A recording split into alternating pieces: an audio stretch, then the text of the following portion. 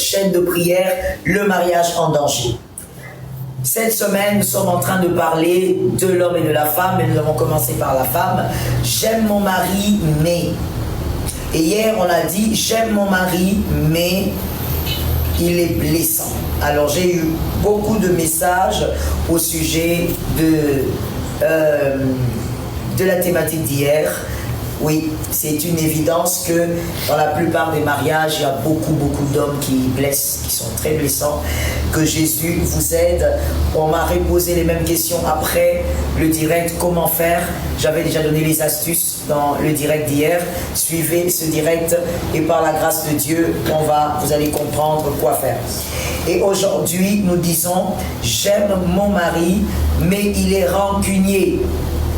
J'aime mon mari, mais il est rancunier.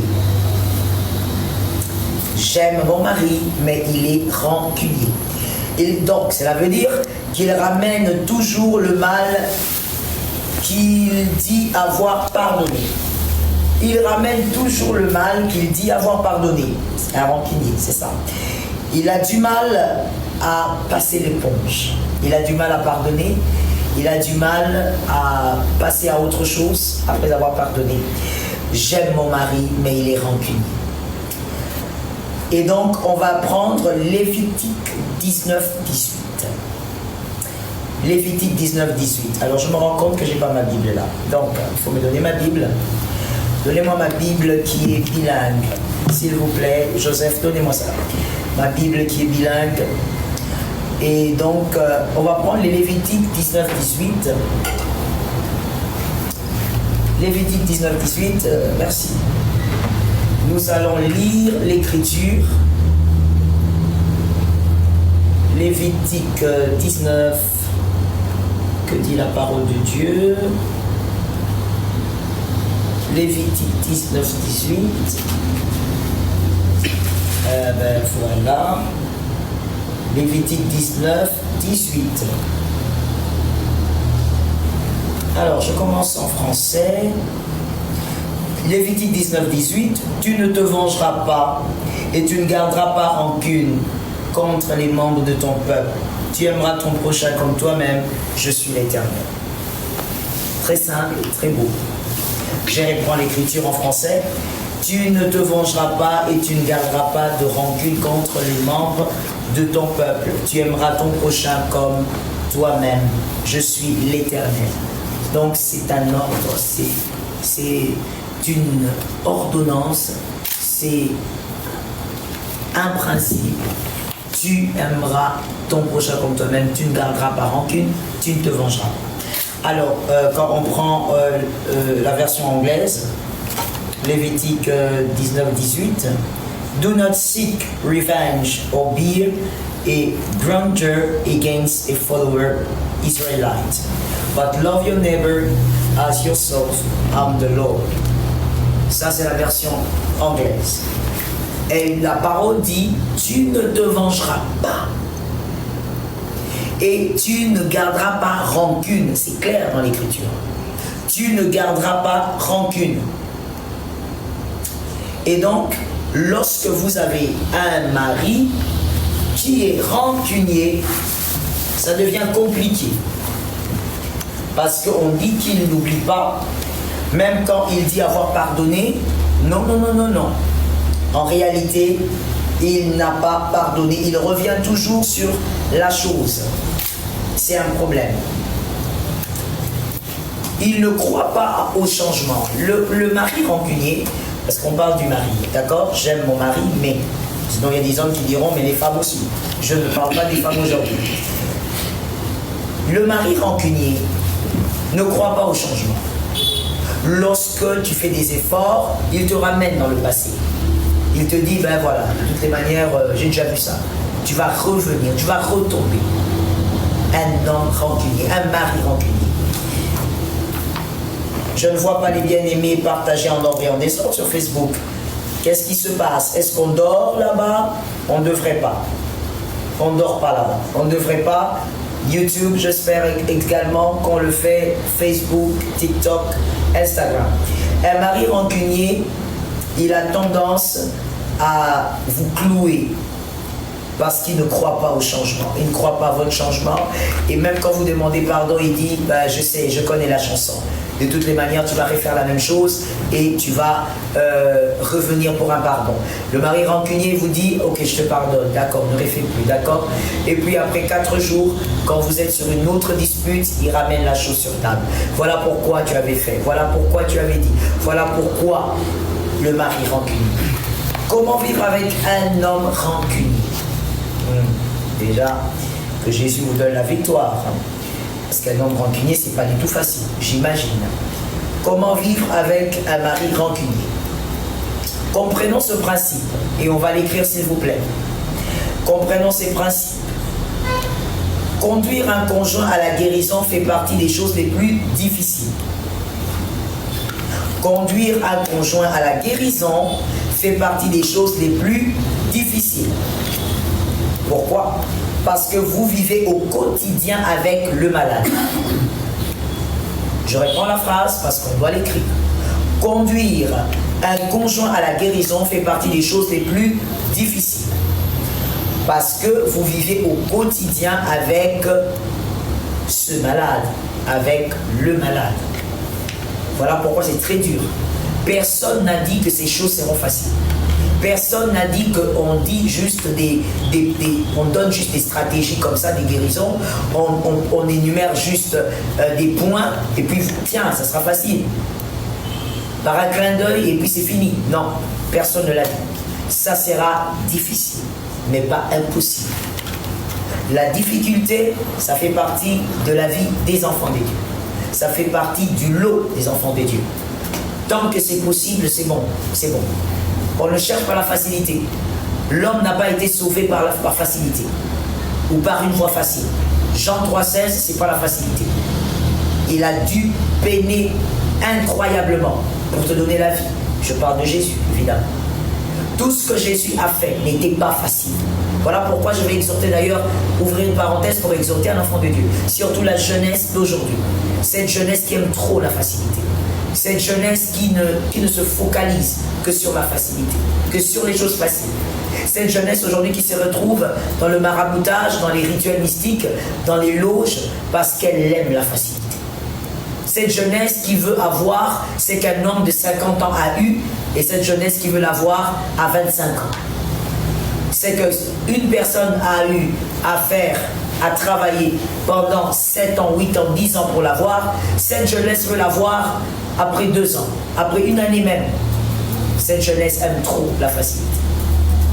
Faites attention. Écrivez-moi cette phrase s'il vous plaît. Dans la facilité, généralement, il y a la pourriture. Dans la facilité, généralement, j'ai dit bien, je ne parle pas des exceptions qu'Adonai peut vous accorder. Dans la facilité, généralement, il y a la pourriture. Faites attention. Lorsque Christ a voulu commencer son ministère, il n'a pas commencé dans la facilité. Il a dû faire des jours et des jours de jeûne et de prière. 40 jours des jeûnes et de prière. Au point où le diable lui présente même une pierre, il dit change ça en pain. Parce que même le diable savait qu'il avait faim. Même le diable voyait qu'il avait faim. Avant de commencer le ministère. Un ministère de combien de temps? On dirait que c'était un ministère de 6 ans ou de 10 ans. 40 jours mon frère, sans boire, sans manger. C'est même pas bon, le soir il boit un peu d'eau. 40 jours à sec. Pour un ministère de 3 ans et demi seulement. Rien n'a été facile. Jésus n'a rien commencé dans la facilité. Même ça, la grossesse de Marie n'était pas facile. Elle a dû fuir à gauche, à droite. Qui t'a dit que la vie chrétienne était une vie facile? La vie chrétienne, écrivez-moi ça s'il vous plaît, est une vie possible et non facile. La vie chrétienne est une vie possible, une vie de possibilité par l'onction et la foi. Mais ça n'a jamais été une vie facile. Je ne sais pas qui t'a prêché ça. Je ne suis pas là pour contredire qui que ce soit. Mais je dis, à la lumière des Écritures, la vie chrétienne a toujours été une vie difficile, mais possible. Aucun apôtre n'a eu une vie facile. Notre maître lui-même, Jésus, n'a pas eu une vie facile. Pourquoi tu voudrais avoir une vie facile? Elle est possible par la foi. Et donc, je reviens à ce que je disais aux jeunes, évitez la facilité. Évitez de courir vers la facilité. Vous allez mourir avant le temps. Évitez de courir vers la facilité. Aujourd'hui, on rencontre des choses horribles, on écoute des choses horribles, des filles qui se font tuer à gauche, à droite, des jeunes gens, des belles femmes, 21, 22 ans, 23 ans. Pourquoi? Pourquoi? Tout ça simplement parce qu'on veut la facilité, parce qu'on tient à la facilité. Arrêtez de rechercher la facilité. Paye le prix de la grandeur, paye le prix de l'équilibre, paye le prix de la stabilité dans la vie. Tout a un prix, mon frère. Pourquoi tu veux la facilité? Et vous savez ce qui est écœurant, et c'est même à la limite ridicule, c'est qu'on croit au fait que le diable donne des choses faciles, et quand vous y allez, vous cherchez les ritualistes, des marabouts, vous entrez dans des loges mystiques, finalement là-bas on finit par te dire, va coucher avec ton frère, va coucher avec un cadavre. Est-ce que ça vraiment c'est facile? C'est pas du tout facile. C'est plus difficile que ce que Jésus nous demande. De très loin. C'est humiliant, c'est rabaissant et c'est plus difficile. Même les animaux ne font pas les choses comme ça. Donc, quelque part, le diable, il va t'appâter et quand tu seras à l'intérieur, il va te faire comprendre que tiens, c'est pas lui qui établit les principes. Les principes, c'est Dieu qui les a établis. Lui ne fait que suivre derrière. Et donc, il va t'imposer aussi un prix à payer. Ça ne sert à rien. Et donc, je dis à une âme, les choses sont possibles. Aider son conjoint à guérir d'une maladie émotionnelle, une maladie psychologique, spirituelle, c'est possible, mais ça sera difficile. Il faut payer le prix. Si tu aimes ton mari, comme on le dit, j'aime mon mari, mais il est rancunier, tu dois payer le prix. Tu dois l'accompagner dans cette guérison et ça ne sera jamais facile. Alors, pour déjà l'accompagner vers un changement possible ou probable, même si ce mari ne veut pas, même si c'est pas comme si lui te dit aide-moi à changer, parce que dans la majorité des cas, il veut même pas changer parce qu'il ne reconnaît même pas qu'il est rancunier. Mais toi, la femme, tu sais que tu es un homme rancunier. Il te faut deux choses. Dans cette longue marche que seul le Saint-Esprit maîtrise vraiment, il te faut la sagesse et la patience. Tu as besoin de ces deux armes, ces deux piliers, ces deux colonnes, la sagesse et la patience. Tu dois être sage. Il faut faire les choses avec sagesse pour l'aider à guérir. Avec le Seigneur, évidemment. Et il faut être patiente. Ça peut prendre des années, ça peut prendre des mois, ça peut prendre des jours. Ça dépend aussi de son cœur. Voici les choses à faire pour conduire votre mari rancunier vers une guérison probable ou encore pour vivre simplement avec un mari rancunier. Quoi faire pratiquement? Premièrement, refuser d'entrer dans son jeu. Refuser d'entrer dans son jeu.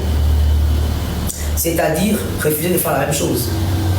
Lorsqu'on fait la même chose, il n'y a pas de modèle. Or, pour tout changement, il faudrait un modèle. Même s'il ne va pas reconnaître que vous êtes son modèle, le fait simplement que vous faites le contraire, c'est de ça dont on a besoin. C'est ce modèle-là dont on a besoin.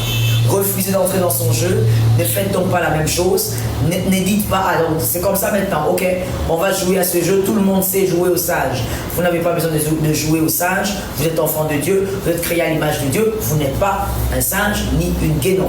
Donc, ne jouez pas à ce jeu-là. Soyez simplement, faites simplement le contraire. Refusez d'entrer dans le jeu de rancune, des jeux de rappel du passé, le jeu d'un faux pardon, n'entrez pas dedans. Deuxièmement, la deuxième chose à faire pour vivre avec un mari rancunier, priez pour lui. C'est Dieu qui touche les cœurs. C'est que Dieu n'a pas touché, vous ne l'atteindrez jamais. En tant qu'enfant de Dieu, écrivez-moi ça s'il vous plaît. C'est que Dieu n'a pas touché, vous ne l'atteindrez jamais. Pour atteindre une chose en tant qu'enfant de Dieu, il faut d'abord que Dieu l'ait touché. C'est que Dieu touche, vous pourrez l'atteindre. Si Dieu touche le cœur de votre mari, vos paroles pourront l'atteindre. Donc, priez pour lui. C'est la deuxième chose à faire pour vivre avec un homme rancunier. C'est la deuxième chose à faire. La troisième chose à faire pour vivre avec un homme rancunier, encourager ses exploits. On ne peut vaincre le mal que par le bien. Encourager ses exploits.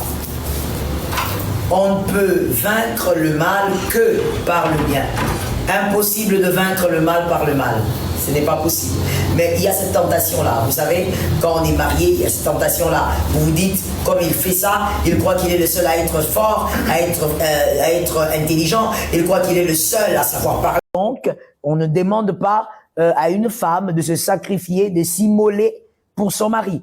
Jésus est déjà mort, c'est bon.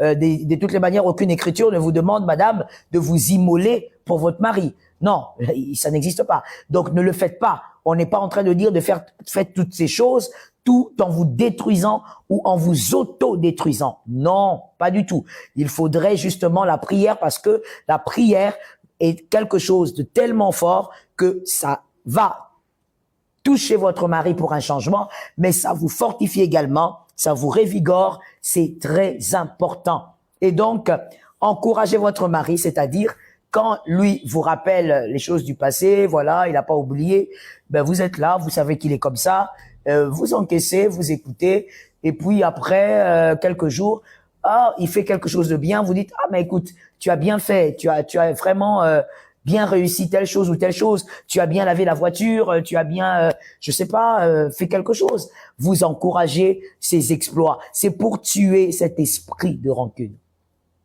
C'est pour tuer ce pouvoir de rancune. Parce que lorsque cette rancune, surtout lorsqu'elle est familiale, derrière, il peut avoir un esprit.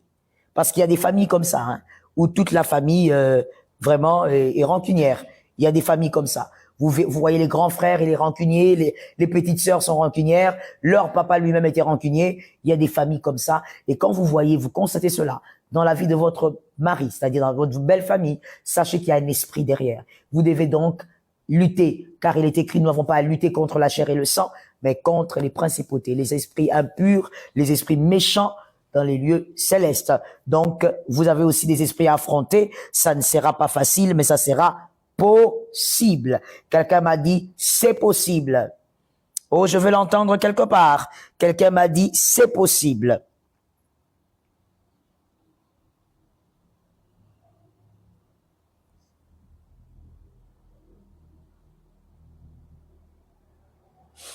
Ah ben, excusez-moi, je suis en train de lire une réaction, là.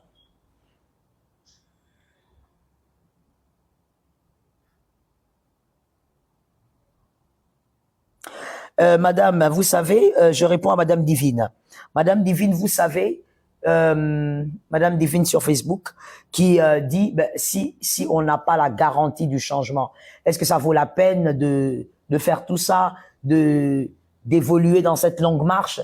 Madame Divine, vous savez, je veux peut-être vous choquer, mais je veux vous dire ceci. Je crois que je l'avais dit, je sais plus où, soit une prédication, soit aussi pendant un direct. Mais je crois que c'était une prédication. Et j'ai ouvert une parenthèse en disant, vous savez, je ne sais pas pour vous, Madame Divine, parce que vous le dites, je crois que vous êtes mariée. Mais pour moi, par exemple, j'ai toujours dit avec du recul aujourd'hui, en y réfléchissant, j'ai pris un grand risque de me marier. J'ai pris un très grand risque. Pourquoi? Parce que j'avais accepté de cheminer avec quelqu'un que je ne connaissais pas très bien, avec quelqu'un qui allait devenir mon chef, avec quelqu'un qui allait décider aussi sur ma destinée, et ça pour toute une vie. Même si vous avez été avec ce monsieur pendant 3 ans de fiançailles, vous êtes d'accord avec moi qu'en étant marié aujourd'hui, Madame Divine, que vous ne connaîtrez toujours pas cet homme pendant les fiançailles. C'est dans le mariage, des années, qu'on comprend. Même le choix du conjoint pour une vie est un risque. L'accompagnement de la guérison de votre mari, c'est aussi un risque. Tout est un risque. Mais il y a des hommes, le commun de mortels a dit, qui ne risque rien, n'a rien. Et c'est pas faux. C'est pas faux, c'est vrai. Donc c'est un risque à prendre, Madame Divine. Il faut prendre le risque. Et je peux même me répéter en disant, il faut prendre le risque au risque de perdre une bonne chose. Dans la vie, c'est comme ça. On ne sait pas tout. Voilà pourquoi nous ne sommes pas des dieux. Voilà, nous sommes enfants des dieux. On a la nature de Dieu parce qu'il nous l'a donnée. Mais sinon, il y a des choses qu'on ne maîtrise pas. Il faut savoir dans la vie prendre le risque au risque de perdre ce qu'il y a de bon.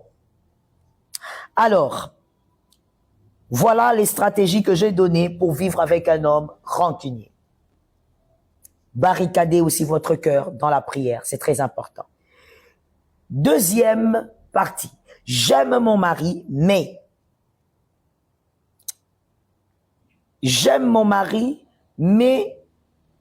il est paresseux.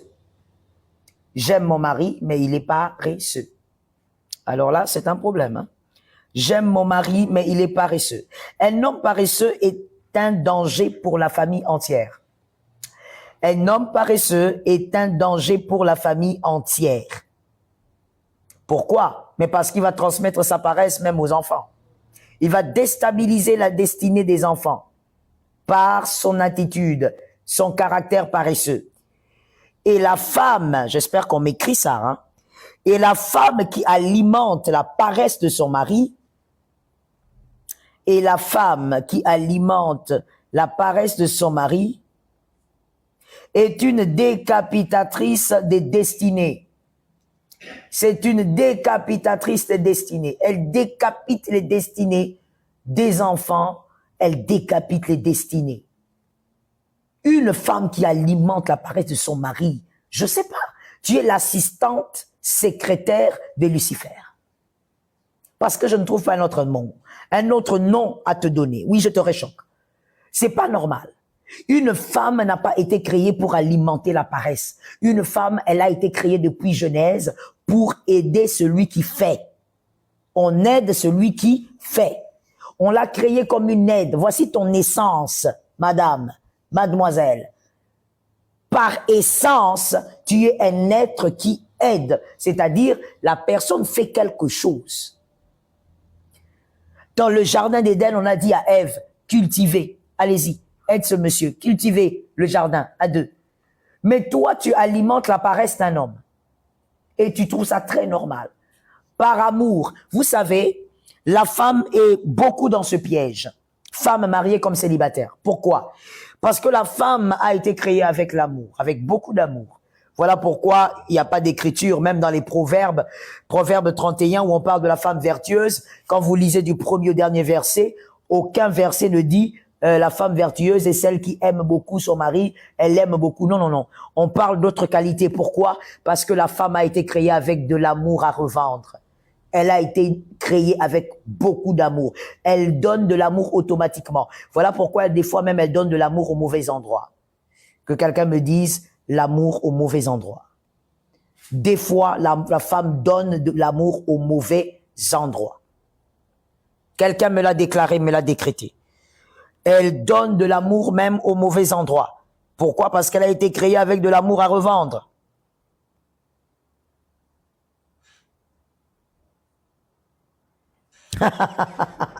J'aime la réaction des Félicités. Félicité sur Facebook. Oh, tu me fais rire, Félicité. Mais je sens que tu es une femme terrible. Félicité qui réagit en disant sur Facebook, ah oui, depuis son enfance, elle avait dit jamais un homme paresseux, même si son père est président. Tu as raison. Tu as un très bon mindset. Très bon, Félicité. Continue comme ça. Je ne connais pas ton âge, mais continue, évolue comme ça. L'homme paresseux, il est dangereux, comme tu le dis, même si son père est président. Au fait, c'est pas son père, c'est pas ce que son père fait qui compte. C'est ce que lui fait qui compte. C'est ça. Un homme paresseux, une femme ne doit pas alimenter la paresse d'un mari. Et comme je disais, les célibataires et les femmes mariées, pour la plupart, aiment ça. C'est-à-dire, tu crois que c'est de l'amour. Ce n'est pas de l'amour. Tu es en train de tuer les destinées. Tu déstabilises les destinées. Les femmes qui normalisent la paresse de leur mari, en parlant d'un soutien, en plaçant une fausse casquette d'amour. Non, non, non. Quand on aime, on fait du bien. Alimenter la paresse n'est pas faire du bien. C'est détruire cet homme davantage. Déjà, quand un homme est paresseux, sachez que s'il est paresseux, c'est parce que dans sa famille, on l'a pas aidé. Je vais réchoquer. dans la famille, son papa, sa maman, ses frères ne l'ont pas aidé. Il a grandi légumes. C'est-à-dire, on l'a pas aidé à être un homme normal, équilibré dans son esprit. Je suis désolé, je veux beaucoup choquer sur ce point-là. On l'a pas aidé. Il a grandi légumes. On l'a laissé seulement porter un pantalon, un shirt et tout, mais on l'a pas aidé. Donc, quand la famille ne l'aide pas, toi, madame, tu viens encore dans sa vie. Au nom de l'amour, tu le rends encore paresseux. Tu deviens l'homme et lui doit t'aider. Je comprends rien. Les choses restent à leur place et Dieu opère des miracles lorsque les choses restent à leur place. Et l'harmonie même est automatique lorsque les choses restent à leur place. L'homme a été créé en premier, il était en train de veiller sur le jardin, la femme est venue aider un homme qui faisait quelque chose. La femme d'ailleurs, elle a causé avec un serpent qu'elle n'avait pas nommé, qu'elle n'avait pas défini. C'est l'homme qui a nommé serpent. Mais toi, madame, tu viens dans la vie d'un homme, tu commences à nommer les animaux à sa place. Et tu appelles ça l'amour. Non, c'est pas de l'amour. Tu es en train de le détruire. Lisons, s'il vous plaît, une écriture. Proverbe 6, 9, 11. Écrivez le verset pour les bien-aimés qui viendront après. Proverbe 6, 9, 11. Proverbe 6, 9, 11. Let me check it. Proverbe 6.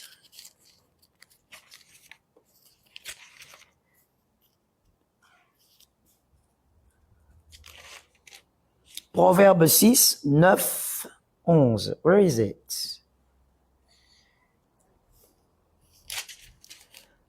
Proverbe 6, 9, 11. Ben, je commence par la version française. Proverbe 6, 9, 11.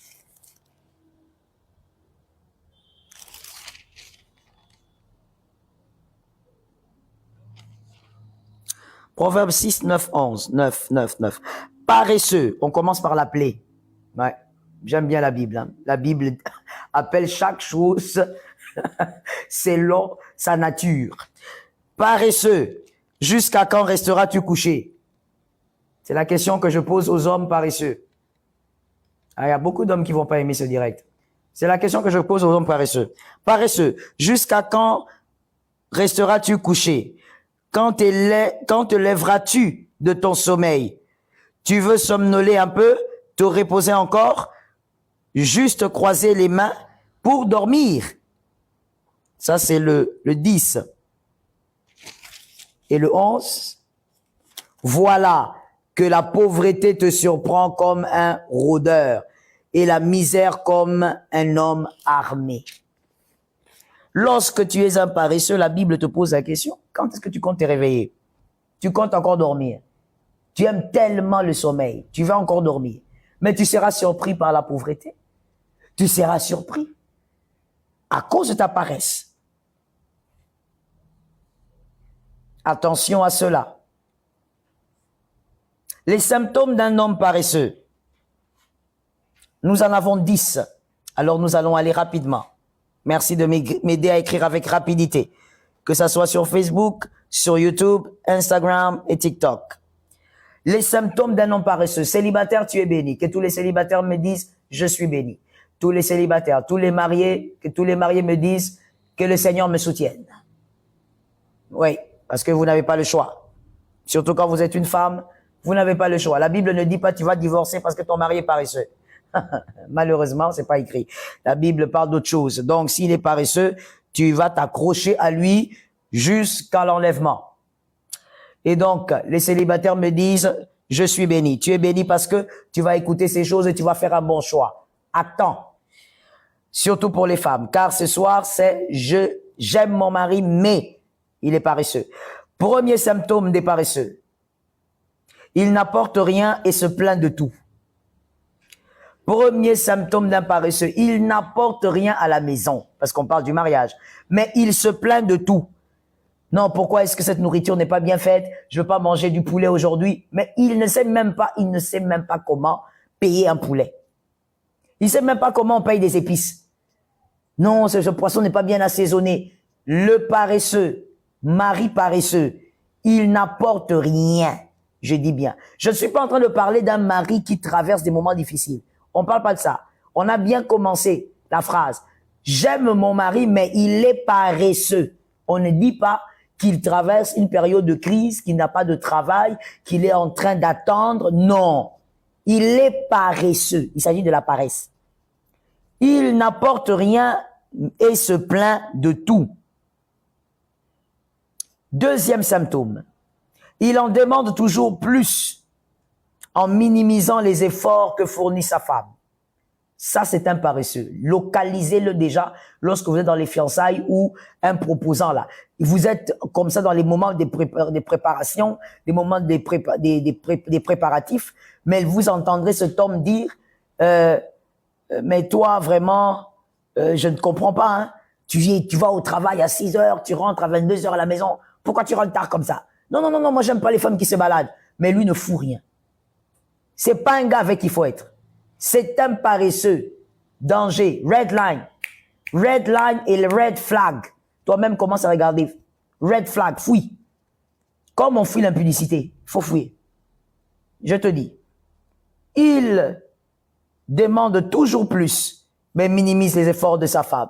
Dans le mariage, vous le verrez toujours en train de demander plus. Non, pourquoi il n'y a pas de connexion Wi-Fi? Pourquoi il n'y a pas ceci? Il est toujours là en train de regarder. Lui, toujours, il faut la connexion parce qu'il est toujours sur son téléphone. C'est un gars TikTok. C'est un gars Instagram. C'est un gars qui met les statuts le matin, à midi, le soir. Il est toujours dans les statuts. Paresseux. Et c'est la femme qui achète le Wi-Fi. C'est la femme qui fait tout. Et lui minimise les efforts. Et quand il y a quelque chose que la femme fait, ben, qu'est-ce que toi tu fais? Qu'est-ce que tu fais? Et les petites choses là, tu verras quand moi j'aurai l'argent. Quand est-ce que tu auras l'argent? Tu es paresseux. Quand est-ce que tu auras l'argent? Tu es paresseux. C'est ça le problème. Et donc, il minimise les efforts de la femme. Oh, madame, que Dieu vous donne la victoire. Troisième symptôme, ou quatrième là. Troisième symptôme. Troisième symptôme. Il promet à ses proches des choses en comptant sur la poche ou le sac de sa femme, ou le compte bancaire de sa femme. Mais il est là à promettre des choses à ses proches, à sa famille, à son papa, à sa maman. Il dit à sa maman, maman, je vais t'acheter une voiture. Il ne sait même pas comment est-ce qu'on économise pour acheter une voiture. Il compte sur le compte bancaire de sa femme. Il promet à ses sœurs, je vais vous envoyer à Dubaï. Il compte sur le compte bancaire de sa femme. Il promet à ses amis, ben, vous savez, le week-end, on va aller se balader sur la plage. Il compte sur le compte bancaire de sa femme. Quel homme dangereux. Que Dieu te donne la victoire, ma sœur. Je ne sais pas quoi te dire. Toi qui es déjà marié là-dedans, que Dieu te donne la victoire, je t'assure. Il est en train de faire des promesses partout.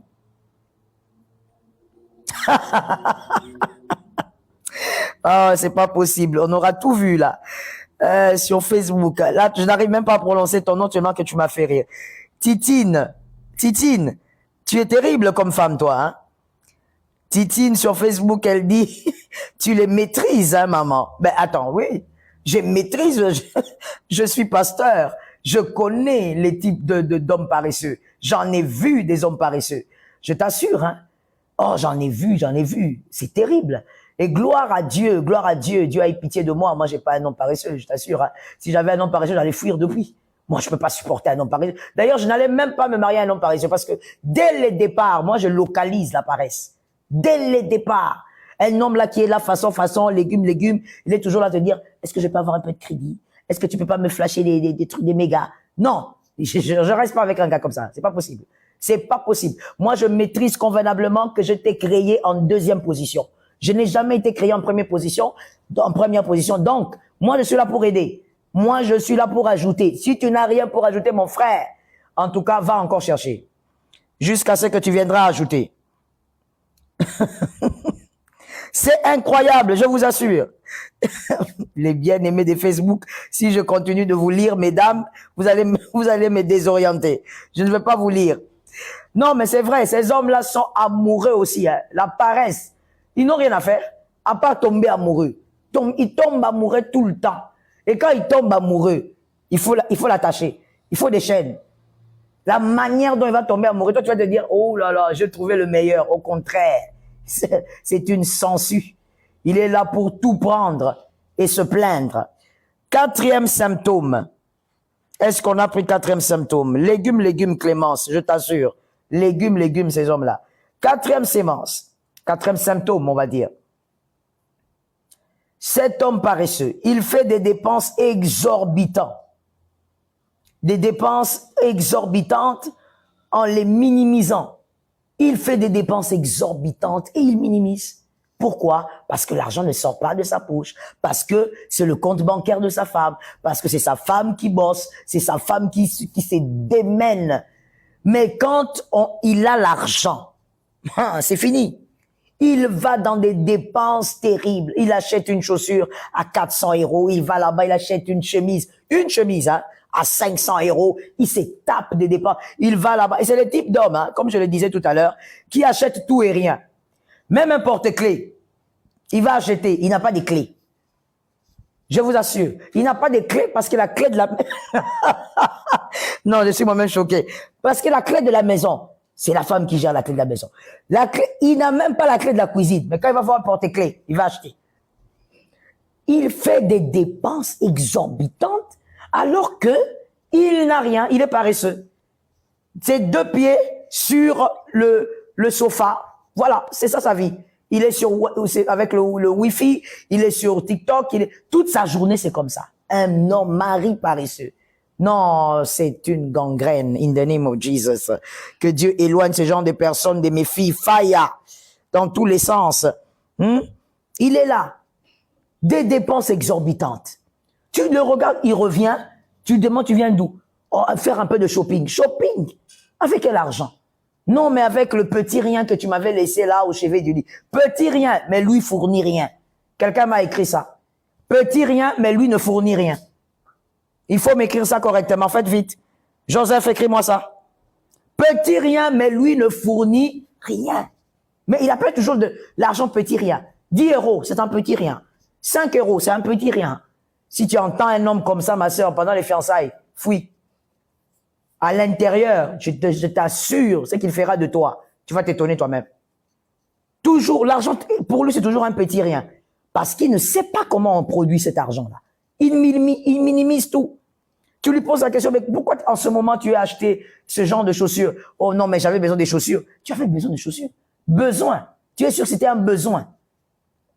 Lorsqu'un homme est paresseux, c'est toujours dans le point 4, il ne fait pas la différence entre les besoins, les priorités et les choses secondaires. Il ne sait pas faire la différence. Il dépense, il achète. Il se balade, il voit des lunettes, il achète. Il va chez l'ophtalmologue alors qu'il n'a pas de problème, Dieu. Pourquoi? Il veut dépenser, c'est tout. Il veut dépenser.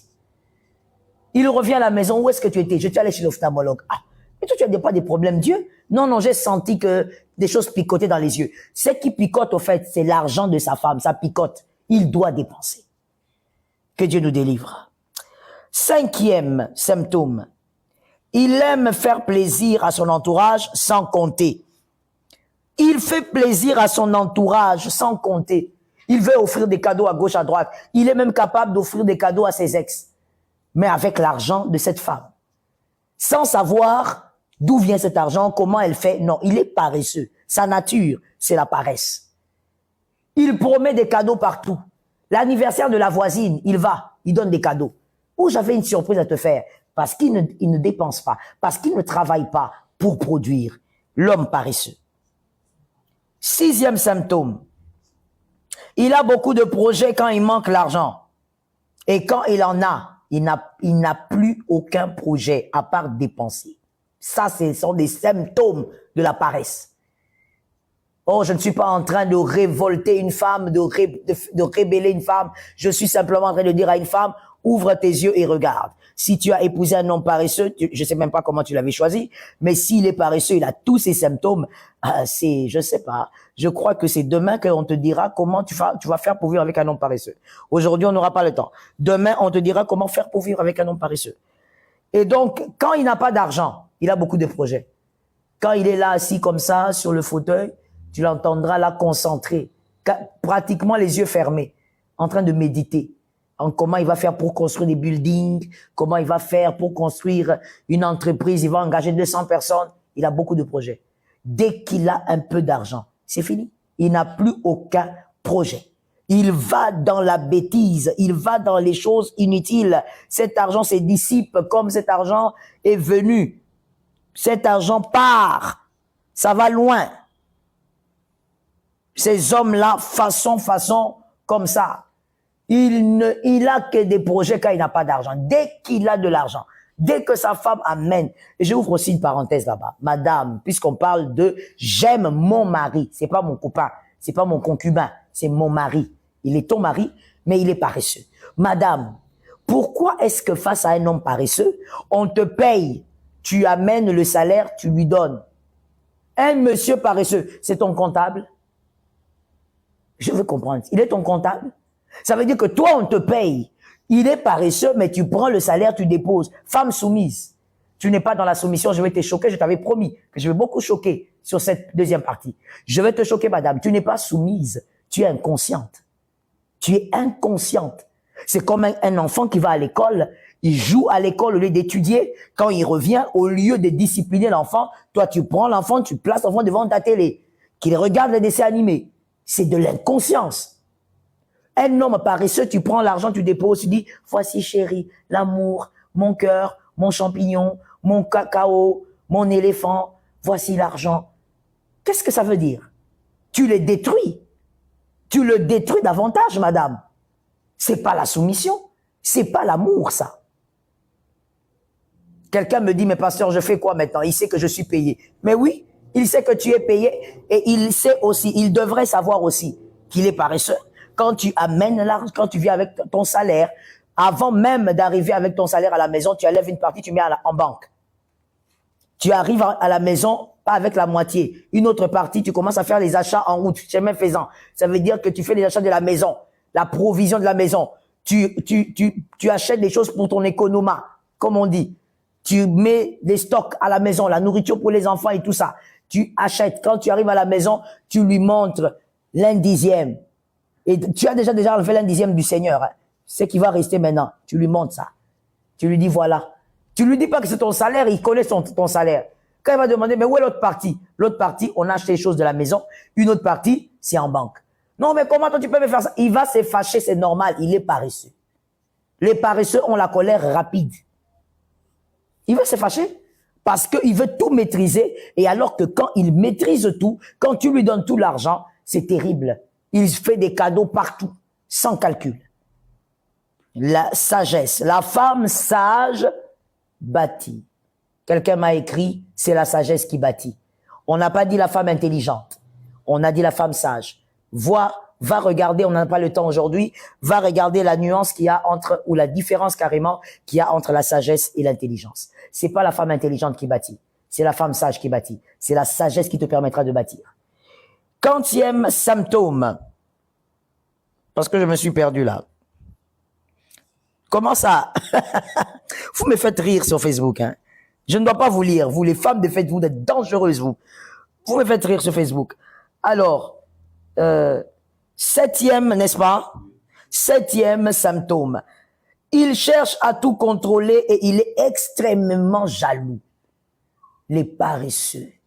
Il cherche à tout contrôler. Comme on venait de le dire. Où est ton salaire? Pourquoi je n'ai pas vu la totalité? Qu'est-ce que tu en as fait?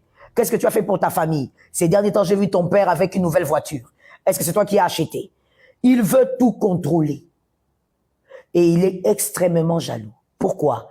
Parce qu'il a peur au fait que quelqu'un d'autre découvre sa mine d'or. Comme il est habitué à bouffer, à manger à côté d'une femme qui fait tout, il a peur qu'un autre homme découvre la mine d'or. Et donc, il est très jaloux. Dès que tu causes avec un voisin, qu'est-ce qu'il te dit? Tu joues avec moi parce que je ne fais rien. Mais de quoi tu parles? Il veut te barricader, il veut t'avoir pour lui seul. Et on dit pour lui seul, pas en tant que mari. Oui, en tant que mari, tu es pour lui seul. Mais c'est au-delà. Tu ne peux même pas causer. Même avec tes frères, il est jaloux. Tu causais avec qui? Au téléphone, tu n'as pas la paix. Tu ne peux même pas respirer avec ton phone. As-tu déjà remarqué? Les maris paresseux ne laissent pas les femmes respirer avec le téléphone. Tu es au téléphone comme ça. Tu es en train de regarder tes choses. Peut-être même que tu regardes des recettes de cuisine. Et lui qui vient, c'est qui? C'est qui cet homme-là? C'est le cuisinier. C'est le cuisinier. Tu crois que c'est qui? Il est extrêmement jaloux. et il veut tout contrôler. 8e symptôme. Il est à la quête d'une reconnaissance même pour son inactivité. Ça vraiment, c'est vraiment le symptôme des paresseux. Il est à la quête d'une reconnaissance même pour son inactivité. C'est-à-dire, il veut que tu reconnaisses qu'il est important. Il veut que tu reconnaisses que il est inactif, mais il est important. C'est incroyable. Hein? Il est inactif, mais dans ta vie, il est important. Il est ton souffle de vie. Quand il te parle, il te dit, écoute, il faut pas suivre, hein, parce que je suis là comme ça, je suis à la maison, je fais rien ou quoi. Non, non, non. Sans moi, toi, tu ne vivras pas, frère. Tu vivras. Comment? Déjà que tu ne fais rien. Comment? Il y a quelqu'un qui dit, oh, pasteur, c'est le matérialiste. C'est pas le matérialisme, mon frère. Quand paresseux, il est dangereux, c'est tout. Un paresseux qui veut qu'on reconnaisse que son inactivité est une bonne chose. Il est là comme ça, il dit, ni t'étais moi. Est-ce que tu crois que tu aurais trouvé la maison comme ça? Les voleurs seraient entrés. Quel voleur? Quel voleur serait entré? Il n'y aurait pas de voleur du tout. Les couples où l'homme va travailler, la femme va travailler, les voleurs entrent. Il veut que tu le célèbres même pour son inactivité. C'est terrible. Et dans la majorité,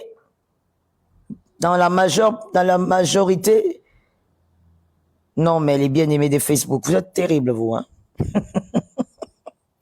Dans la majorité, vous verrez que ces paresseux, ils aiment prendre soin de leur corps en dehors des cas rares, hein, parce que il y a des cas aussi rares et ce sont des cas vraiment, j'appelle les pires des cas. Non seulement il est paresseux, mais il est aussi sale. Alors là, vous êtes perdu. Madame, je sais pas quoi vous dire. Je manque des mots. Non seulement il est paresseux, mais il est sale. Il sent mauvais, beaucoup de problèmes.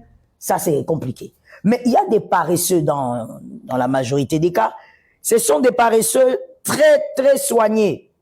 Ça veut dire que quand tu reviens à la maison, tu le trouves là comme s'il était Michael Jackson. Tu regardes ses cheveux, tu regardes sa barbe. Il est très soigné. Donc, tu t'étonnes toi-même. Tu te poses la question, mais ce gars-là, il s'est fait propre et beau. Toi, tu crois qu'il s'est fait propre et beau pour toi. Parce que tu viens du travail, tu es fatigué, tu dis, oh, mon mignon, mon bébé, il s'est fait tout beau pour moi. Quand tu arrives, il dit, bon, je t'attendais, je vais faire un tour. Il va faire un tour. Donc, il s'est fait beau pour qui? Pour le quartier. Ça, c'est le paresseux. Il s'est fait pour le quartier. Et dès qu'il sort, c'est bonjour. Il dit bonjour à tout le monde. Incroyable. 40e symptôme. 40e symptôme. 9e symptôme. Vous verrez l'homme paresseux, il est aussi un orgueilleux, évidemment. La majorité, oui, c'est comme ça. Vous verrez qu'ils sont orgueilleux. Il est orgueilleux. Quand tu veux lui parler de quelque chose, oh là là, ça va chauffer. Son orgueil, il veut te démontrer que tu ne peux pas lui faire des reproches. Tu peux pas lui donner un conseil, lui dire non chérie, tu sais, tu peux aussi aller chercher du travail. Quoi? Qu'est-ce que tu crois? Tu crois que ton petit travail là que tu fais, mais c'est ce petit travail de la femme qui nourrit toute la maison, monsieur. C'est ce petit travail de la femme qui fait étudier les enfants. Les hommes paresseux, très dangereux. 10e symptôme, il est très attentif à ce qui se raconte dehors. Il est très attentif à ce qui se raconte à l'extérieur. Qu'est-ce qu'ils ont dit? Qu'est-ce que les voisins disent? Et là, il se déverse sur sa femme. Donc, quand toi, tu sors ici, tu montres à tout le monde que c'est toi qui nourris la maison, que moi, je ne fais rien. Mon frère, il y a personne qui parle à quelqu'un, les hommes ont des yeux. Les hommes voient, les hommes observent. Même s'ils n'entrent pas dans votre maison, même s'ils ne dorment pas avec vous, les gens observent. Un homme qui travaille, écoutez, on le voit, on le sent. Voyez, même s'il ne sort pas de sa maison, il fait le télétravail, on sent que cet homme travaille. Qu'il a été sur son ordinateur toute la nuit ou le matin, on sent quand un homme travaille. Mais quand un homme ne travaille pas, les gens ne sont pas naïfs. Les gens savent voir que là, cet homme, il fait rien. Et donc, il a les oreilles dehors. Qu'est-ce qu'on dit sur moi? Pourquoi? Est-ce que sa femme le critique dehors? Qu'est-ce que tu dis aux gens? Il a les oreilles à l'extérieur. Que Dieu te donne la victoire.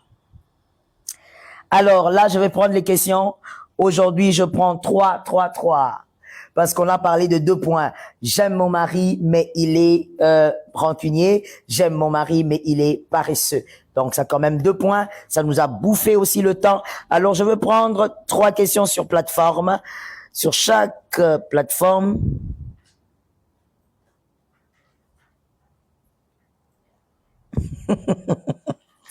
Oh my goodness. Je me pose la question, quel type de personne se connecte sur Facebook? Vous êtes bénis. Je vous bénis. Les vaillants et les vaillantes de Facebook, vous êtes extraordinaires. Ah là là là là. Evody. Mais avec vous, je veux commencer à rire sans m'arrêter. Evody sur Facebook, elle dit, c'est vraiment mon ex. Merci mon Dieu de m'avoir délivré. Gloire à Dieu, Evody. Tu as eu ta délivrance. Faut faire attention. Ce genre de personnes-là, je sais pas. Faut pas être avec parce que c'est une perte de temps. Moment of question time. C'est le temps des questions et nous répondons à Instagram. Patricia Kaya. Maman, que faire si notre partenaire, après une dispute, garde une position de froideur qui alourdit l'atmosphère pendant plusieurs semaines? Oh là là. Et celui-ci prétend que tu dois fournir d'efforts. Alors, je veux peut-être te choquer en te disant, oh, vous êtes marié à un homme qui a très peu de maturité. Parce qu'un homme mature ne reste pas fâché longtemps. Il n'en a pas besoin. Il est le chef. Donc, ce qu'il fait, s'il n'est pas d'accord, il te fait comprendre qu'il n'est pas d'accord. Vous ne vous accordez pas, c'est pas grave. Il passe à autre chose parce que c'est un vrai chef. Un vrai leader, c'est comme ça qu'il se comporte. Alors, deuxième question. Est-ce que les bien-aimés de Facebook sont là? Le bien-aimé d'Instagram, le bien-aimé de TikTok et de YouTube. Alors, on évolue. Madeleine dit ceci, Instagram. Finalement, pasteur, quand est-ce qu'on peut fixer des limites lorsqu'on voit que son comportement d'homme, lorsqu'on voit que son comportement d'homme rancunier touche notre santé mentale? Non. Si ça touche votre santé mentale, évidemment, obligatoirement, vous devez placer des limites. C'est-à-dire, faites-vous aider. Faites-vous aider. Et j'aimerais ouvrir une parenthèse ici en disant ceci. Il y a la plupart d'hommes, souvent ce sont les hommes. Il y a des cas des femmes, mais c'est très rare. La plupart d'hommes disent à leurs femmes, non, moi, les choses de mon foyer, j'aime pas que ça sorte. Ne parle pas des choses de ma maison. Il faut pas aller voir quelqu'un pour nous aider. Moi, j'aime vivre discret. Monsieur, je crois qu'en vous mariant, je veux vous choquer, vous n'avez pas eu le temps de comprendre et de savoir ce que c'est le mariage. Le mariage n'est pas un jeu. On n'arrive pas à réussir le mariage qu'avec votre femme ou votre mari. Il y a des choses qui se limitent à 2, mais à un moment donné, on a besoin d'aide. La Bible dit que Dieu venait voir le couple le soir. C'était un jardin de paix. C'était un jardin sans péché. C'était un jardin de bonheur. Mais Dieu venait quand même voir le couple. Vous avez déjà lu ça, monsieur? Pour vous dire que à un certain moment, dans le mariage, peu importe combien d'années vous avez, que ça soit 30 ans, 40 ans de mariage, vous avez besoin d'un accompagnement de temps en temps. Voilà pourquoi il faut avoir vos pasteurs. Il faut des parents spirituels. Ou encore, si vous avez des parrains, comme la plupart, allez voir vos parrains. Moi, ce qui m'étonne aussi des fois, vous choisissez des parrains, monsieur, après un moment, vous dites, je n'ai pas confiance à mon parrain. Je ne veux pas que tu ailles parler. Vous dites à votre femme, je ne veux pas que tu ailles parler. Mais vous l'avez choisi pourquoi, ce parrain? Au fait, il y a des choses dans le couple qu'on partage à 2, on termine à 2, ça finit dans la chambre, ça ne sort même pas au salon. Mais il y a des choses, il faut absolument se faire aider parce que votre femme ne vous écoutera pas. C'est ça la vérité. Vous avez beau dire, femme, soyez soumise, mais il y a des dossiers pour lesquels votre femme ne vous écoutera pas. Vous avez besoin d'aide. Votre mari aussi ne pourra pas vous écouter. Comme dans ce genre de cas, madame, ça touche votre santé mentale, mais vous êtes déjà en danger. Votre mariage est en danger. Faites intervenir une personne, mais une personne que votre mari pourra écouter. J'avais dit, évitez la famille, s'il vous plaît. Évitez les 2 familles, les amis, ne faites jamais ça, c'est vous mettre encore plus en danger. 3e question pour Instagram et la dernière. Conseillez-vous de partir de bâtir. Conseillez-vous de bâtir sa vie avec un paresseux, sachant qu'on est indépendante? Non. Voilà la réponse. Direct, non. Pourquoi? Parce que, madame, c'est l'erreur de plusieurs femmes. Il ne suffit pas de dire, moi je fais, moi je comble le trou. Cet homme sera le père de vos enfants. Pour que vos fils ne soient pas paresseux, ils ont besoin d'un père modèle qui bosse et qui va les initier au travail. Pourquoi avant, tout à l'heure, au début, je veux dire, j'avais dit que la paresse d'un homme est aussi, je dis bien, est aussi conditionnée par son éducation. Parce que lorsqu'on n'a pas appris à un homme, à un garçon, à travailler, on n'a pas initié ce garçon à l'amour du travail, au-delà du travail, l'amour du travail, ce garçon aura de germes de paresse.